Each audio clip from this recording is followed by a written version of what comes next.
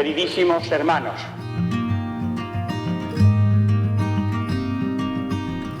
he elegido como título que señala el núcleo de las consideraciones que van a seguir la Iglesia como pueblo de Dios, como pueblo y como jerarquía, tratando de apuntar al enlace entre estas dos dimensiones, pueblo y jerarquía.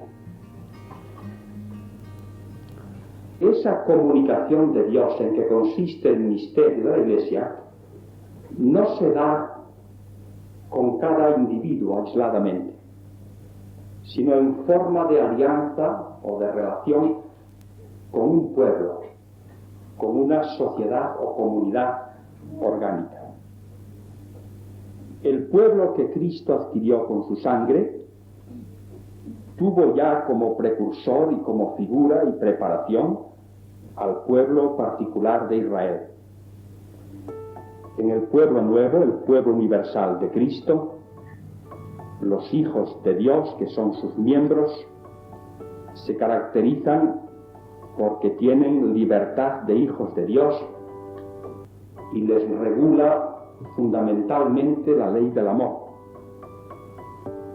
Y este pueblo constituido orgánicamente por los creyentes en Cristo, por los que participan de la presencia de Cristo, tiene por fin global dilatar el reino de Dios, porque es un pueblo abierto a todos los hombres del mundo. Y aunque ahora no los incluye a todos, y desde cierto punto de vista este pueblo, esta iglesia, podría considerarse como un rebaño pequeñito, este rebaño constituye, no obstante, el germen, la semilla y el sacramento, la señal operativa de la unidad de todos los hombres, ya que todos están llamados a ser miembros de este pueblo. Los miembros de este pueblo, o de este cuerpo cuya cabeza es Cristo, participan, en cuanto es posible, de las potestades y sobre todo las posibilidades vitales del mismo Cristo.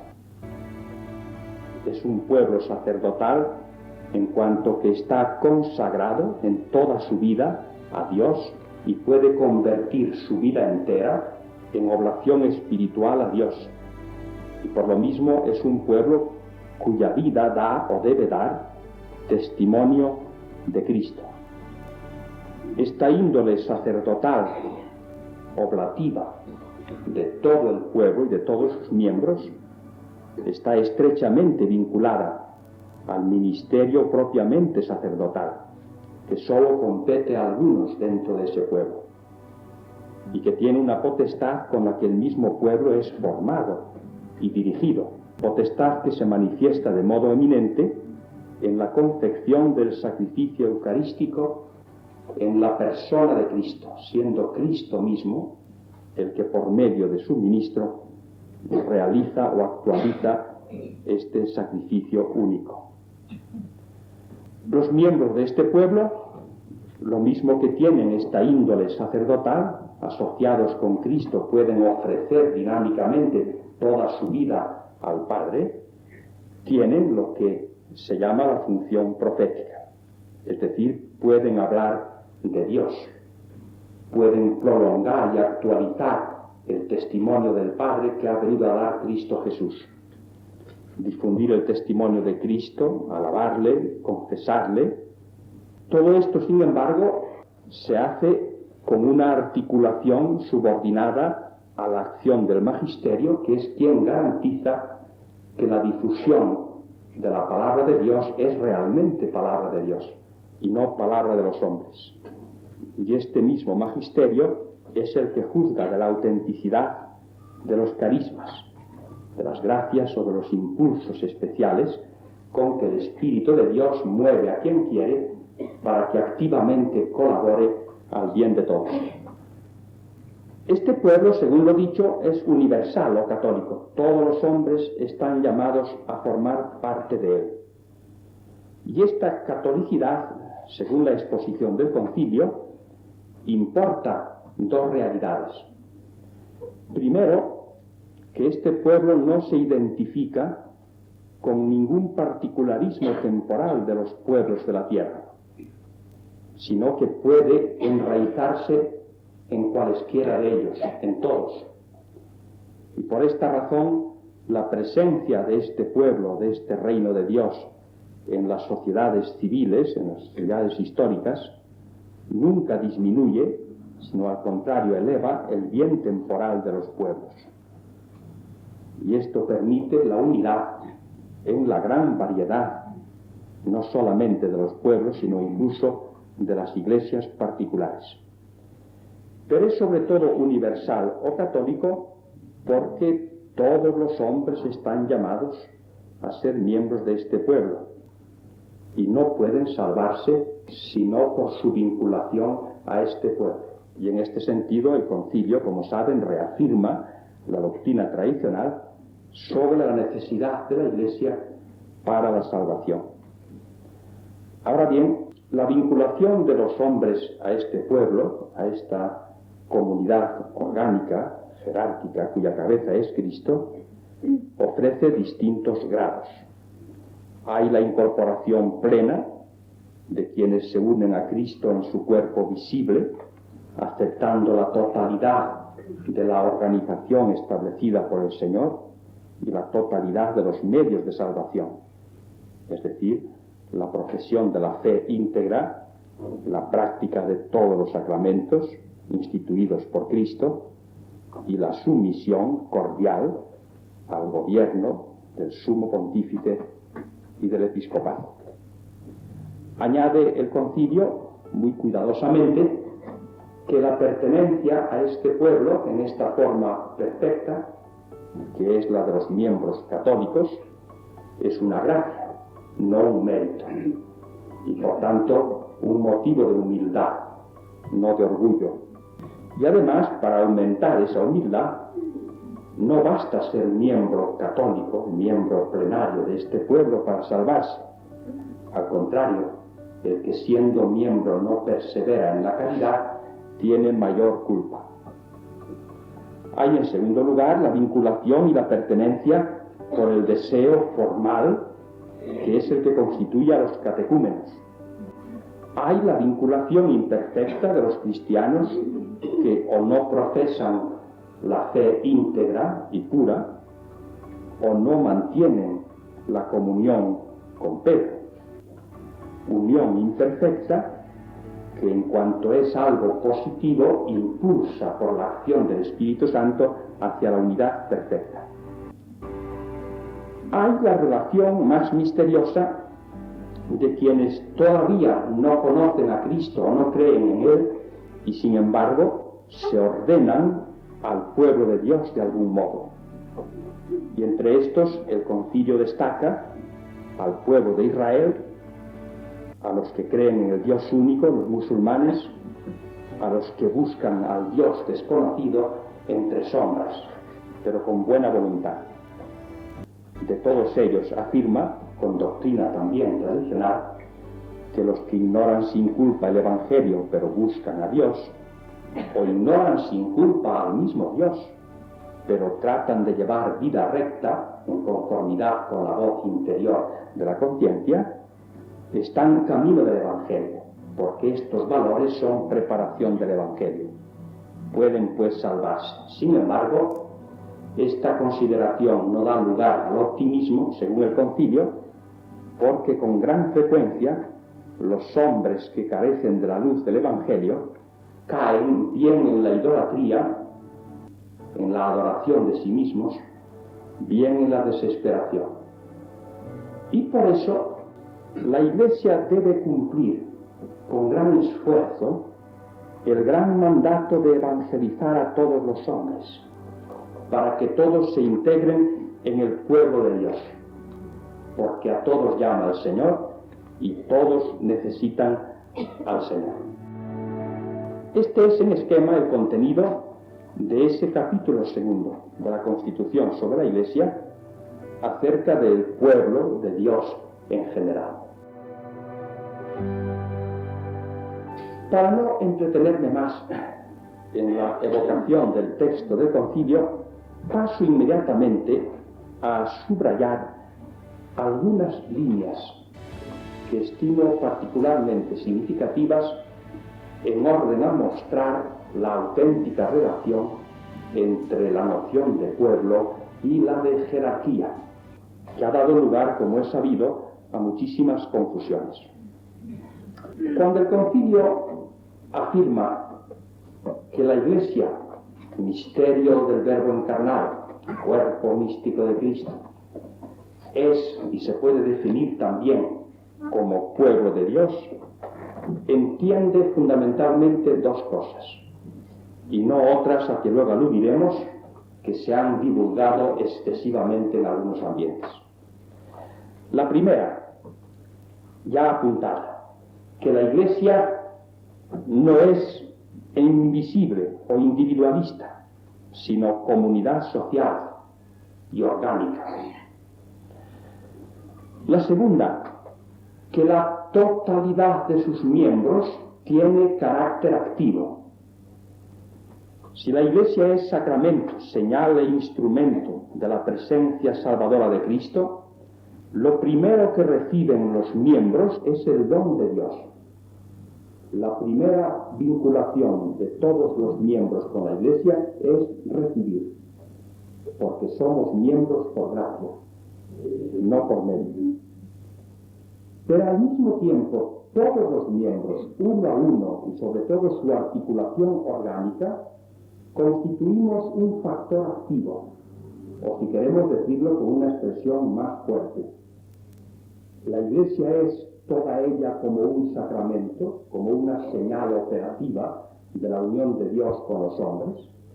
Todos nosotros somos ese sacramento, y todas nuestras funciones y actividades en el seno de la Iglesia. En este sentido, cuando se habla del pueblo de Dios, no se distingue entre pastores y no pastores. Se habla de todos los fieles en aquello que tienen de común, desde el Papa hasta el último de los que así suelen llamarse, los fieles. Todos los miembros de la Iglesia constituimos activamente este gran sacramento. Que todos somos sacramento, es decir, que todos tenemos una función activa como vehículos de la presencia y de la acción salvadora de Cristo, lo expone y lo repite el concilio en innumerables textos y aprovechando todas las ocasiones. Yo tengo aquí anotadas las más salientes dentro de este mismo capítulo que acabamos de resumir. Todos y cada uno de los miembros son llamados directamente por Dios. Todos y cada uno de los miembros son santos, es decir, consagrados a Dios, hijos de Dios, dotados con la dignidad de tales, sometidos a ley de amor.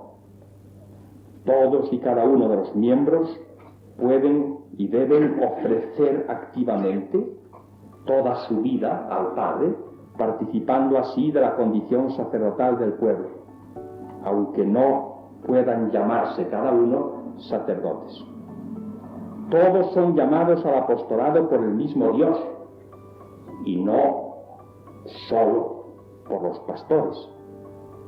Todos, por tanto, son, y no solamente dan testimonio de Cristo, lo son con su propia vida, con el espectáculo de su esperanza, de su subordinación de amor a una vocación más alta.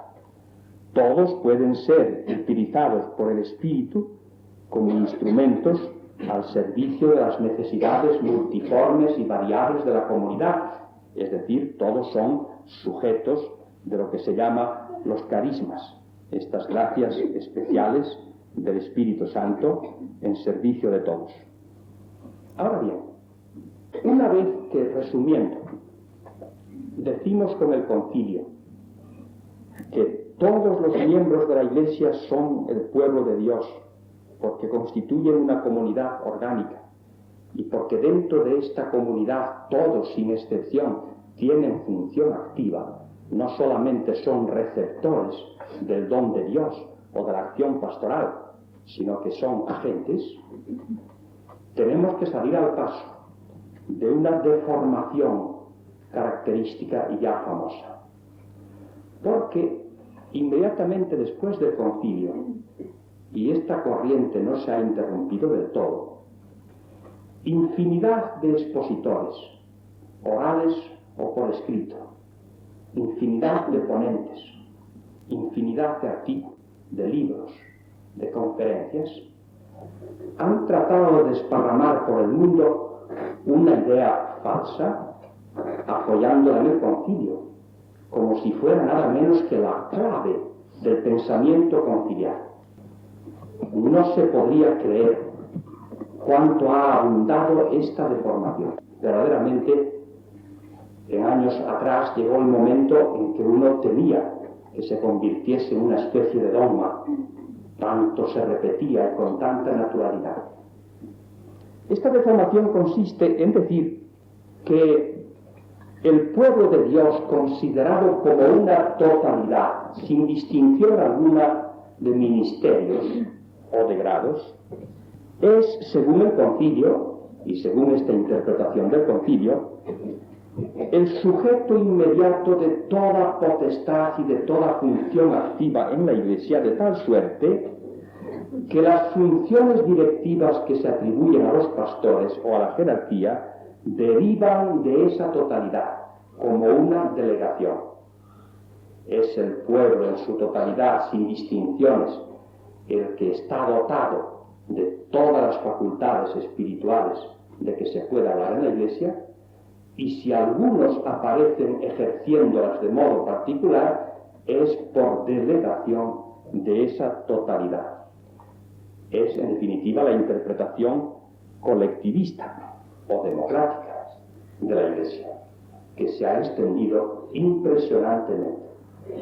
Es la interpretación protestante, que ha ido mucho más allá en nuestros días en algunos ambientes católicos que en cualquiera de las iglesias o de las sectas protestantes. Pues bien, esta tesis colectivista o democrática, cuyas raíces vienen de lejos, y no las vamos a perseguir ahora, ha pretendido hallar, o por lo menos ha intentado exhibir, un argumento en su favor, en el hecho de que el concilio trata primero del pueblo de Dios en su totalidad y solamente después, en forma secundaria y derivada, según dicen ellos, trata de la jerarquía en el capítulo 3. Por tanto, dicen, todo lo que hay en la Iglesia es común, sin ningún género de distinciones, y lo que luego se atribuye a la jerarquía es una emanación de esta comunidad, de este patrimonio común. Por tanto, una delegación. Es decir, el concilio, sin utilizar la palabra, habría asentado la interpretación democrática de la Iglesia.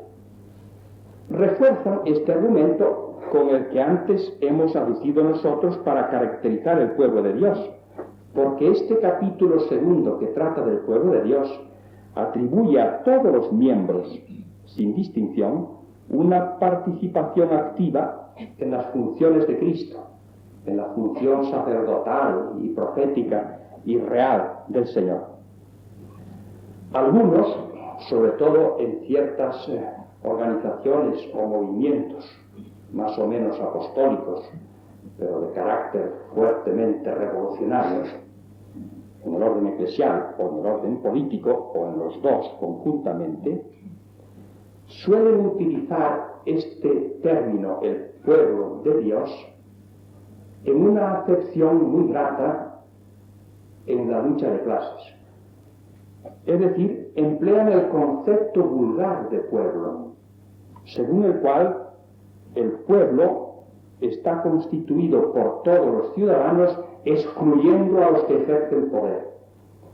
El pueblo sería la mayoría de los sin poder, de los débiles, de los sometidos a decisiones de otros, y frente al pueblo, fuera del pueblo, en una relación más o menos aceptable con el pueblo, estaría lo que no es pueblo: el poder, la autoridad o los poderosos, por cualquiera de los títulos. Este modo de interpretar el capítulo 2 de la Constitución sobre la Iglesia, digámoslo con toda crudeza, es absurdo y es verdaderamente increíble el hecho de que en algunos sectores católicos se haya propalado y que aparezcan los puntos de la pluma de no pocos escritores de los que cabría esperar un poco más de discernimiento.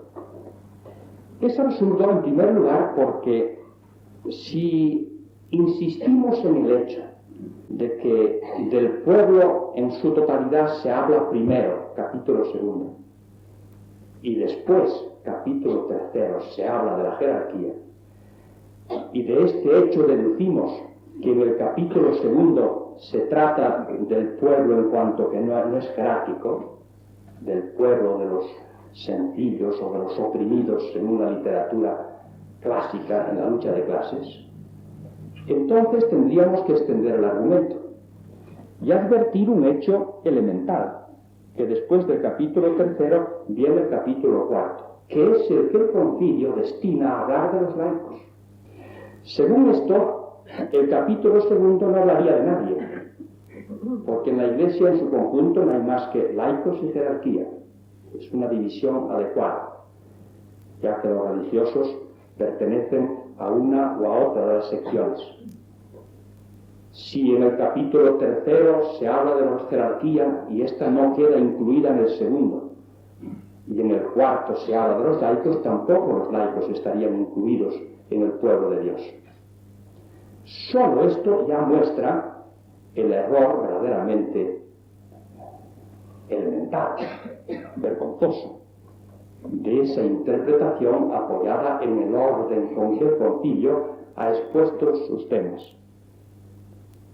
En realidad, y sin entrar ahora en los motivos que por otra parte son oficialmente conocidos, de por qué el concilio dedicó un capítulo a la totalidad del pueblo antes de hablar particularmente de la jerarquía y particularmente de los laicos, podemos decir fundadamente que esta prioridad del capítulo 2 es meramente expositiva. Quiero decir que el concilio estimó oportuno exponer primero la totalidad, pero en esta totalidad lo incluye todo. Lo que se dice en el capítulo 2 del pueblo de Dios abarca ya a la jerarquía y a los laicos, y solo después, porque no se puede decir todo a la vez, se desmenuza específicamente lo correspondiente a los unos y a los otros. Este pueblo de Dios de que habla el concilio en su capítulo 2 es esencialmente un pueblo estructurado, un pueblo orgánico, un pueblo jerarquizado.